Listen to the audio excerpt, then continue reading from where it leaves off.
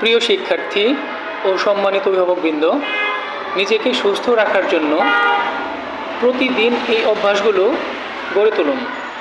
প্রতিদিন আপনার খাদ্য তালিকায় কমপক্ষে 3 রঙের শাকসবজি রাখুন। প্রতিদিন কম করে হলেও 6 থেকে 8 গ্লাস পানি পান করুন এবং প্রতিদিন 7 থেকে 8 ঘন্টা, প্রতিদিন রাতে 7 থেকে 8 ঘন্টা ঘুমানোর অভ্যাস করুন এবং প্রতিদিন অন্তত পক্ষে 30 মিনিট থেকে 45 মিনিট একটানা হাঁটার অভ্যাস করুন।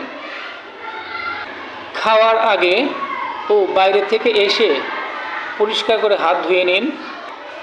চিনি জাতীয় খাবার বা মিষ্টি জাতীয় খাবার এড়িয়ে চলুন, তবে প্রাকৃতিক মিষ্টি স্বাস্থ্যের জন্য ভালো, কিন্তু কৃত্রিম মিষ্টি এড়িয়ে চলাই উত্তম। কৃত্রিম মিষ্টি বলতে আপনার চিনি, মিষ্টি এইসব জাতীয় জিনিস এড়িয়ে চলাই উত্তম। চিনি খাওয়া কমিয়ে ফল খাওয়ার পরিমাণ বাড়িয়ে দিন। মোবাইল ফোন কিংবা কম্পিউটার ব্যবহারের ক্ষেত্রে সতর্ক হন। তেল ও লবণের পরিমাণ কমিয়ে দিন এবং বছরে অন্তত একবার মেডিকেল চেক আপ করান। আরেকটি গুরুত্বপূর্ণ পরামর্শ হলো ধূমপান ও অ্যালকোহল জাতীয় খাবার থেকে সম্পূর্ণ দূরে থাকুন।